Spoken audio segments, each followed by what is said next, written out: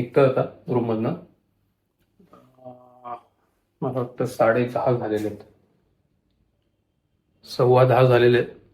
उशिरा अशासाठी निघतोय कारण आता लालबाग पॅलेस, सॉरी हे का लांब झाले, उशिरा अशासाठी निघतोय कारण लालबाग पॅलेस बघणार आहे मी आता, आणि तो 11 वाजताच्या आसपास ओपन होतो. उद्या पण आज रात्रीची झोप आहे ती पण नाही होणार, त्यामुळे झोप व्यवस्थित केली.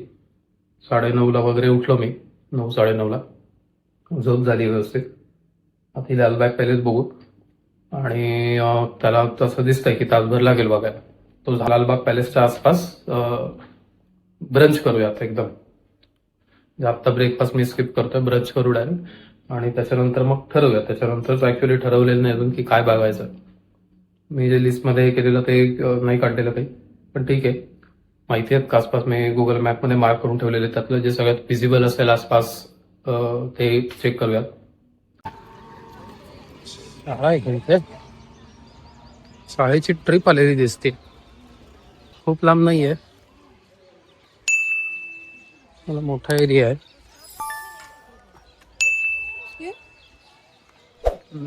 तिकीट काउंटर वगैरे बघायला पाहिजे कुठे. इथे फक्त ओलाने तुम्ही जेव्हा याल तर लालबाग पॅलेस नीट बघा, कारण मार्किंग एका ठिकाणी चुकीचं केलंय, लालबाग पॅलेस इंदोर कॉलनी म्हणून. मी तिथपर्यंत याने नेलं तर कुठल्या तरी गल्लीतच घेऊन आलेला, तेव्हा कळलं की चुकीचं हे आहे, चुकीचा पत्ता टाकलाय ओलावर.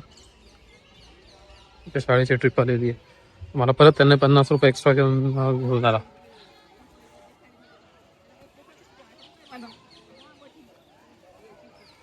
गार्डन वगैरे आहे, पक्ष्यांचे आवाज येत आहेत.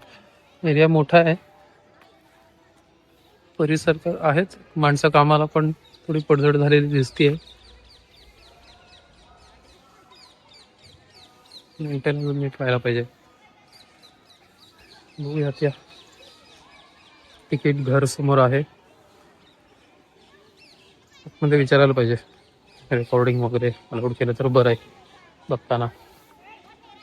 या एंट्री आहे, इथे थोडं बघायला आणि थोडं मागच्या बाजूने जायचं आहे. पंडित नेहरूंचा स्टॅच्यू दिसतोय. ₹20 तिकीट आहे, आणि मोबाईलने व्हिडिओ शूटिंग फ्री करू शकता. व्हिडिओ शूटिंगचा कॅमेरा असेल तर मला वाटतं ₹250 तिकीट आहे त्याच्यासाठी. विदेशी पर्यटकांसाठी ₹400. हे जे आहे 72 एकरमध्ये पसरलेलं आहे. ते सगळे फ्लेक्सच लावलेत, कन्झर्वेशन कसं कधी केलं त्याच्याबद्दल. गव्हर्नमेंट ऑफ इंडियाच्या अंडर आहे हे कन्झर्वेशन, आणि आतमध्ये अजून काम चालू आहे. दरबार हॉल पण आहे. सगळ्याची एंट्री मग मागच्या बाजूने आहे. व्ह्यू आहे विदेशी स्टाईल मधला पॅलेस आहे हा. हे काम चालू आहे त्यामुळे तिथं जाऊन येणार नाही. ते मागच्या बाजूला मुलं समोर दिसत आहेत तुम्हाला, ते जायचं आपल्याला. काम वगैरे वाटून व्यवस्थित चालले वाटतं, त्यांचे बघून झालेले आहेत. आतमध्ये पण काही मुलं आहेत. तिकीट खिडकी आहे.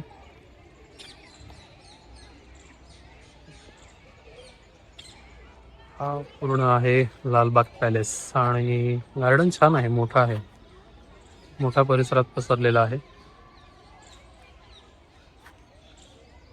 हे पण त्यांनी असे बोर्ड लावून होळकर घराण्याचा इतिहास पूर्ण लिहिलेला आहे, जो काल आपण मल्हारी मार्तंड मंदिरात बघितलं तसं इथे पण केलेलं आहे.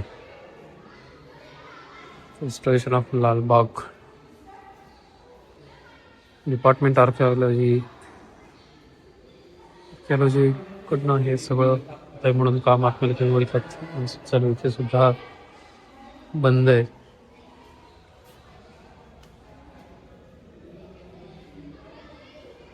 बाग बंद आहे कामासाठी, रेस्टॉरेशनसाठी. देवी अबाई होळकर त्यांची माहिती आहे.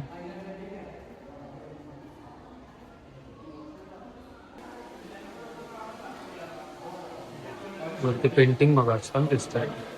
फोटो काढू इथे. बँक्वेट हॉल, बंद असेल बरेच दिवस, वास येतोय. पण आर्किटेक्चर जुन्या स्टाईलचं आहे सगळं. ते इथं दिसतं तुम्हाला.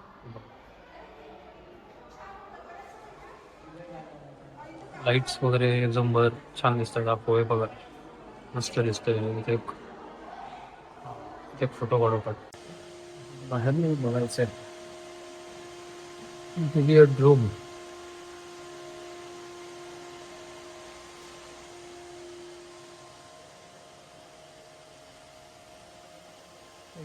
आपल्याला माहिती नाही काय, पण सगळं जुनं दिसतंय. हे पण थोडं खराब झालंय. काही करतील रेस्टोरेशन. लाईट आणि या सेटअप वरून सगळं त्यावेळेस त्यांनी काय मांडून करायला बघण्यासाठी. हे आहे रिडिंग रूम. ओके, जुनं फर्निचर आहे. पुस्तकं आहेत.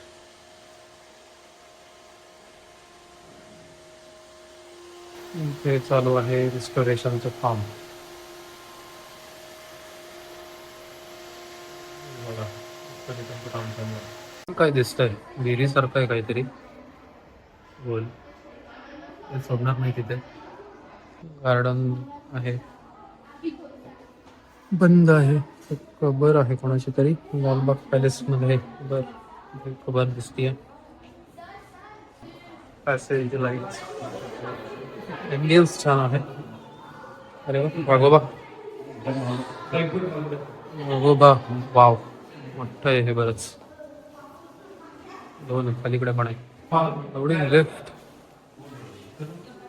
कशी काम करत असेल ही. काउन्सिल रूम बऱ्यापैकी ओरिजिनल याच्यात दिसते. बघच उंच आहे बऱ्यापैकी, 2-3 मजले उंच दिसत आहे.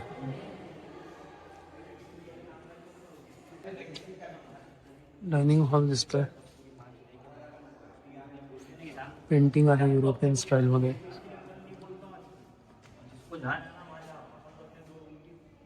पूर्ण वेस्टर्न स्टाईल मध्ये बनलेला पॅलेस आहे.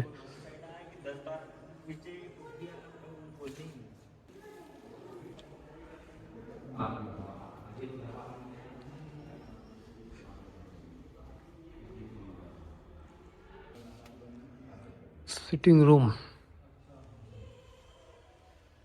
पूर्ण मूळ स्थितीत दिसत आहे. पेंटिंग बघा तिथे पण एक होतं, इथे एक आहे.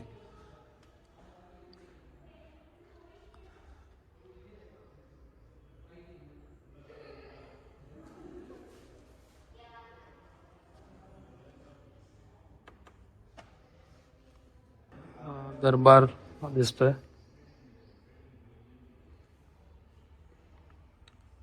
छतावर पेंटिंग करायची पद्धत इथे आहे बऱ्यापैकी. दोन्ही तिन्ही हॉल पण बघितले. सिटिंग रूम, डायनिंग रूम सगळ्यामध्ये आहे. वरती बघा छान नकाशी आहे. क्राऊन हॉल म्हणलं याला. समोर सिंहासन असेल. Men's dining room. Men's dining room. Bar, furniture नाही दिसत आहे इथे. डायनिंग रूम का म्हणलं, इथे तर लिहिलंय की वुमन्स डायनिंग रूम आहे. कनेक्टेड आहेत मध्ये दरवाजाने. इथे पण एक दरवाजा आहे.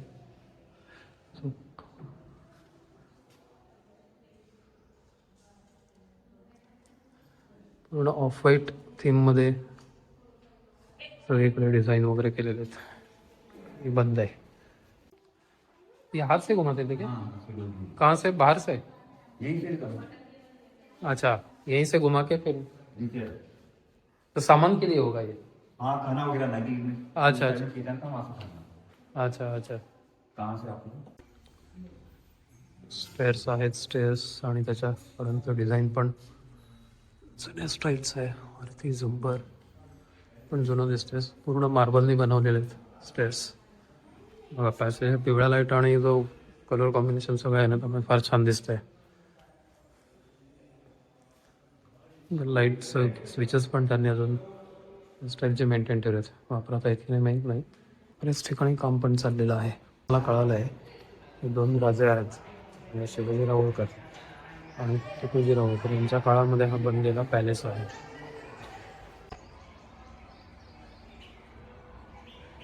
पण आहे, बंद असेल पण चक्कर तर मारून येऊ आपण.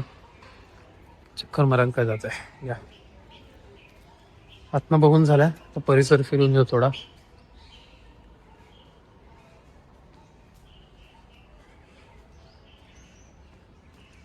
पॅलेस वापरत नसेल म्हणजे इथं राहत नसेल पण पूर्ण मला वाटतं गव्हर्नमेंटच्या अंडरच आहे. सीझनला किती लोक येतात माहित नाही, आता तरी तशी वर्दळ कमी दिसते.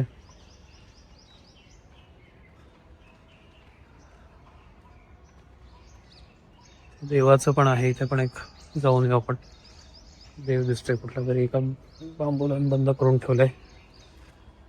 हे बघा, हा इकडनं पण छान आहे. इकडनं एक फोटो काढू आपण. या इथे काय आहे मागे, काम चालू दिसतंय मला वाटतं.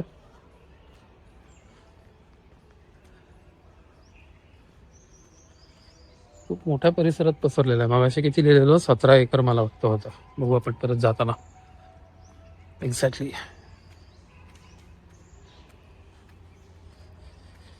मागच्या बाजूला पण परत सगळे बघा गेट्स सारखं केलेलं आहे.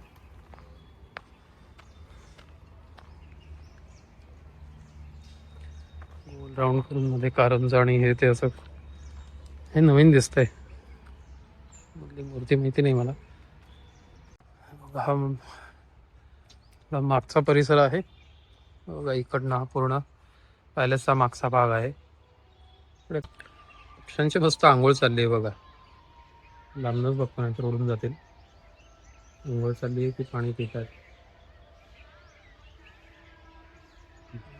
मला तर पाणी असावं तिथे. थोडंसं जवळ जायचं ट्राय करूया.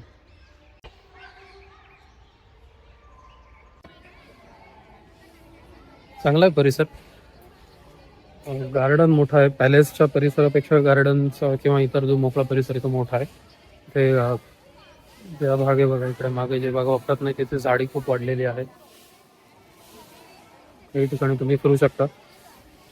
हा परिसर पूर्ण गार्डन सारखा छान सजवलेला आहे, तो बघू शकता तुम्ही.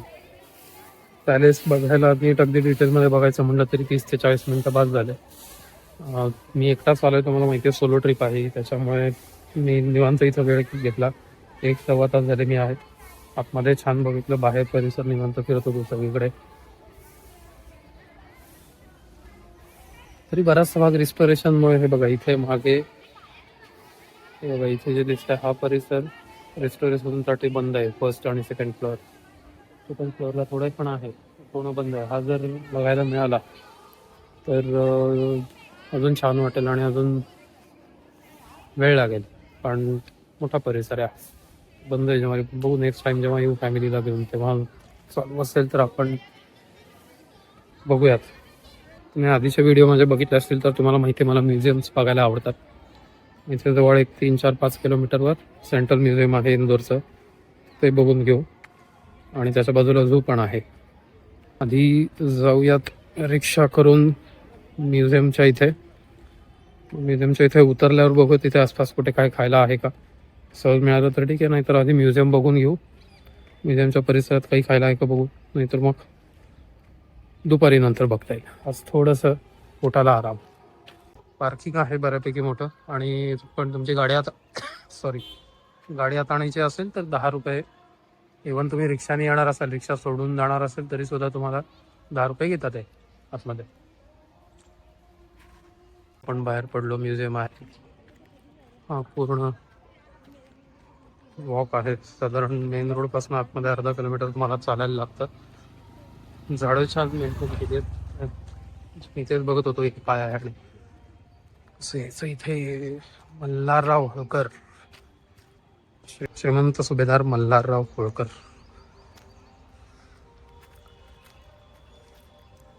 पुतळा आहे इथे. जे असायचं काम चालू आहे त्यांच्यासाठी पत्रे टाकून राहायला केलंय, बाकी काहीतरी चालू असेल. हे सगळं छान स्टॅच्यू आहे. अजूनही बघू. श्रीमंत सुभेदार मल्हारराव होळकर यांचा इथे पुतळा आहे. आपण बघताय फार कोणीकडे येत नाहीये आज. गर्दी तशी कमी आतमध्ये. 2-3 शाळांच्या सहली आल्यात, 2 शाळांच्या सहली आल्यात त्यामुळे दिसत आहेत. अदरवाईज तशी गर्दी नाही आहे. यालाच कदाचित शोल्डर सीझन म्हणतात. खूप गरम नाही होत आहे, म्हणजे दिवसभर फिरलो तरी थोडं ऊन लागेल, पण गरम ॲज फार नाही होणार. जर मी हेच डिसेंबर जानेवारीमध्ये आलो असतो तर इथे खूप गर्दी दिसली असती मला कदाचित. ठीक आहे, त्यामुळे हा मला वाटतं सगळ्यात ओके सीझन आहे. हे बघा, हे एक छान झाडे लावलेली आहे, आर्क केलेली आहे झाडांनी, त्यामुळे छान वाटतंय. पावसाळ्यात अजून छान वाटेल. आपण जे रिक्षावाले सांगत होते ओलावर 95 रुपये आतनं म्हणत होते, बाहेर गेल्यावर कदाचित अजून मेन रोडला गेल्यावर कमी दाखवाय, पण रिक्षावाले 150 रुपये आपले म्हणत होते. एवढं करा, थोडं चालत जाऊ, मी जाऊन आणि तिथे रिक्षा बुक करू. म्हणजे त्यांना माहिती आहे अशा ठिकाणी विजिटर्स येतात किंवा लोक फिरायला येतात, त्यामुळे तिथे जास्त पैसे घेणं हे काही फार विशेष बाब नाही. पण आपल्याला सहज चालत जाऊन मिळणार असेल तर काय हरकत आहे. ते दादाही विचारत होते, त्यांनाही थांबवणार आपण, तेही म्हणणार नाही 150च घेणार, सगळ्यांचे रेट ठरलेले तिथलं.